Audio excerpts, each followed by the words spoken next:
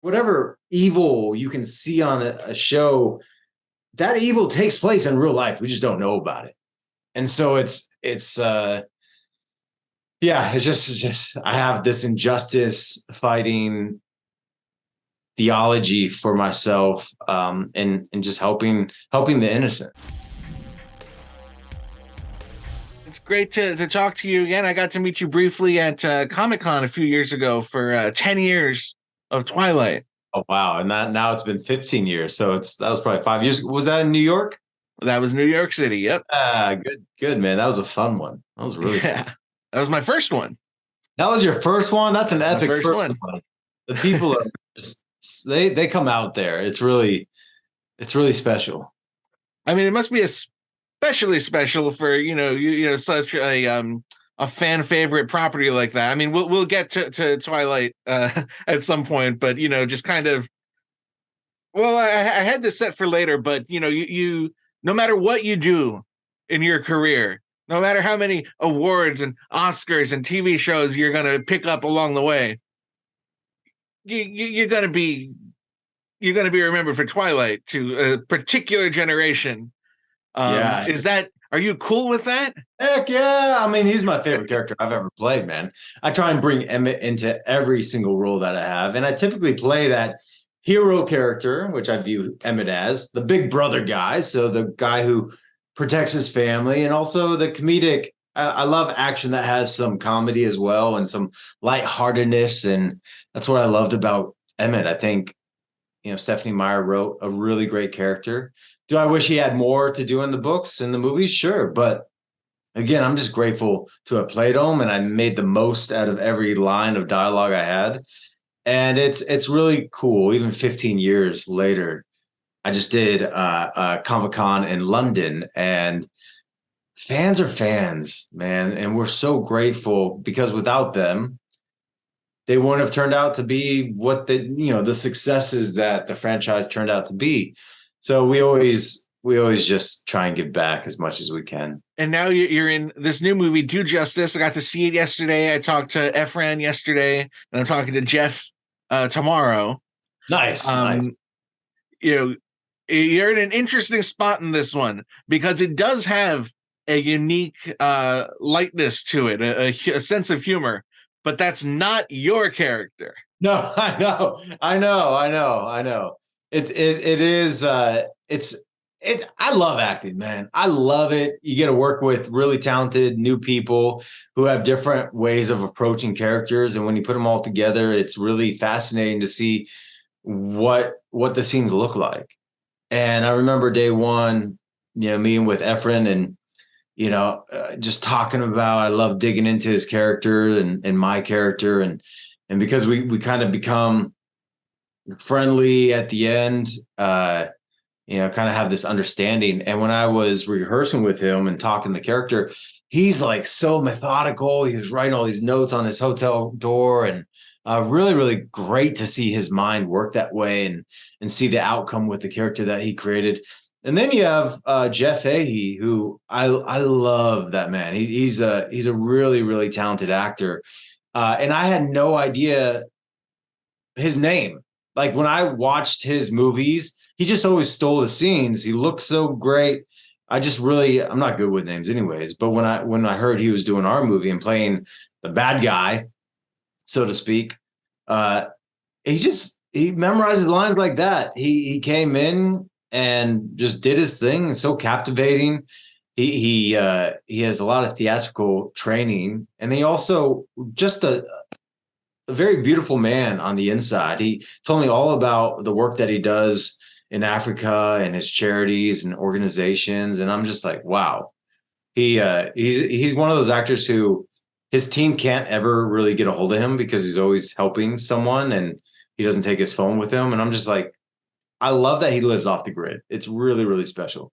And you do these movies where, yes, I didn't really have too much comedic relief, because as soon as my family get taken, much like Liam Neeson, it is revenge time. You have to be the bullet. Everyone else gets to react to you. Yeah.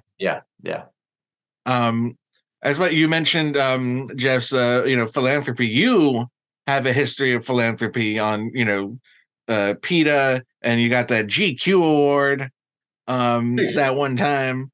Tell me a little bit about, you know, having a life beyond being in movies and getting the opportunity to give back and raise awareness for these different causes that you champion. Yeah, I mean, especially with social media, right? Like that's allowed us to have a platform where you can spread awareness for charities and organizations that are near and dear to your heart, just with pressing some buttons, taking a photo. But when I get to work, I love people, I love animals, I love helping out at Boys and Girls Club. Like kids are near and dear to my heart because I think they influence the world, and I think they all need good influences in their world.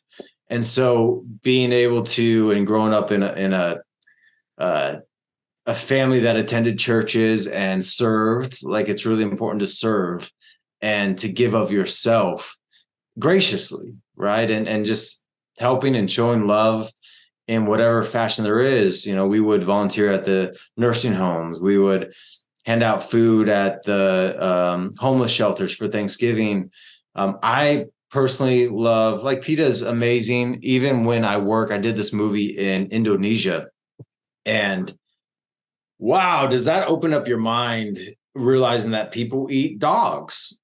And I love dogs. And I found this organization called the Soy Foundation, which they rescue because there's a lot of wild dogs just on the streets there. And they get hit by cars and motorcycles, and they're malnourished and skinny and hungry. And this foundation, they rescue them. And so as soon as I heard about that, and I always typically, that's why one of the reasons I love taking projects that take me to new places and new cultures. I think it opens up your mind, and you're able, I just love helping out wherever I can. So whenever I'm not shooting, I'm volunteering somewhere just to give back. And I think it's very important to do that, because here we just come in for a short period of time.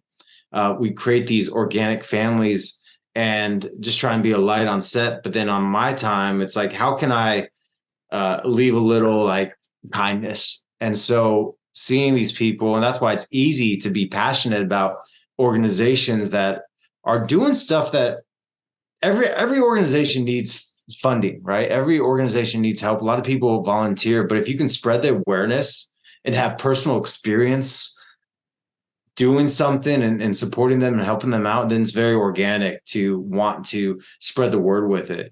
And so there's a lot of animals that just speak to me in places like that. Then there's Saving Innocents back in LA, which deals with children who are being trafficked, whatever that word is, trafficked. So for sex trafficking and things like that, which is just like, I have kids. I'm like, so hard. And you understand, people running away from home to pursue an acting career in LA and Hollywood and just getting swept up with the wrong people and taken. It's just like, and you don't realize, like, in the movie world and TV, if you watch it, a lot of people are entertained by it, but it's real.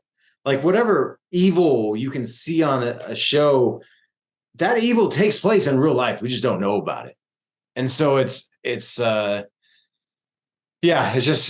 have this injustice fighting theology for myself, and just helping the innocent. What greater cause, right? And to have a hunky, handsome dude, in part of that charge, that, being the face of that, it makes a really big difference, Yeah.